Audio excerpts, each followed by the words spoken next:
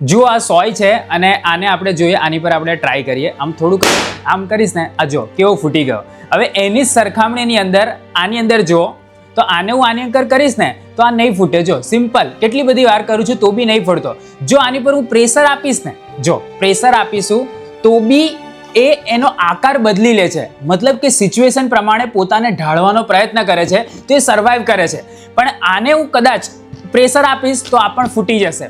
ઘણા બધા વિદ્યાર્થીઓ બી પોતાની લાઈફને અને પોતાનું જે બી અંદરનું સમજણ છે એને એટલી બધી પ્રેશરાઇઝ પહેલેથી જ કરીને બેઠા હોય છે, ત્યારબાદ એને કોઈ પોઝિટિવ વાત કરે, એને કોઈક શિખામણ આપે તો એ તરત જ હાઈપર થઈ જાય અને તરત જ ટ્રિગર થઈ જાય અને પોતાની જાતને ડિસ્ટ્રોય કરી નાખે. આવું ઘણા બધા વિદ્યાર્થીઓને મેં જોયેલું છે. એટલા માટે કદાચ તમે બોર્ડ એક્ઝામની પ્રિપરેશન કરતા હોય, તમને જાતની બધા સલાહ આપશે, પણ તમારે કોની સલાહ સાચી માનવાની અને કોની સલાહને અનુસરવાનું ને એ તમારે શીખવું પડશે. સિચ્યુએશન પ્રમાણે પોતાની જાતને થોડી ફ્લેક્સિબલ બનાવવી પડશે, કેમ કે તમને સ્કૂલમાંથી બી સલાહો મળશે, તમને ટ્યુશનમાંથી બી મળશે અને આપણી ચેનલ પર કદાચ તમે જોડાયેલા હશો તો અહીંયાથી બી તમને સલાહ મળશે. અને આ સલાહો બધાની કદાચ તમે અંદર રાખશો તો તમારી જે હાલત છે એ આ ટાઈપની થઈ જશે. થોડુંક બી પ્રેશર આવશે ને તમે ટ્રિગર થઈ જશો અને તમે સિચ્યુએશનને હેન્ડલ નહીં કરી શકો. પણ જે વિદ્યાર્થી ફક્ત એક જ જગ્યાની સલાહને અનુસરે છે, જ્યાંની વાત પર વિશ્વાસ કરે છે કે મને આ સર પર વિશ્વાસ છે અને એની સલાહને હું અનુસરીશ કેમ કે આ સરને ઘણો બધો અનુભવ છે, તો એવો વિદ્યાર્થી સરળતાથી સફળતાને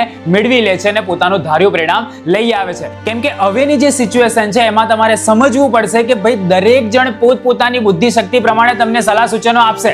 તમારે કોની સલાહને અનુસરવી અને કોની સલાહને ન અનુસરવી એ જાતે શીખવું પડશે. નહીં તો પછી પેલું જે આગળ જોયું ને એવી તમારી હાલત થશે અને તમે પ્રેશરાઇઝ થઈને જાતે જ પોતાને ડિસ્ટ્રોય કરી દેશો.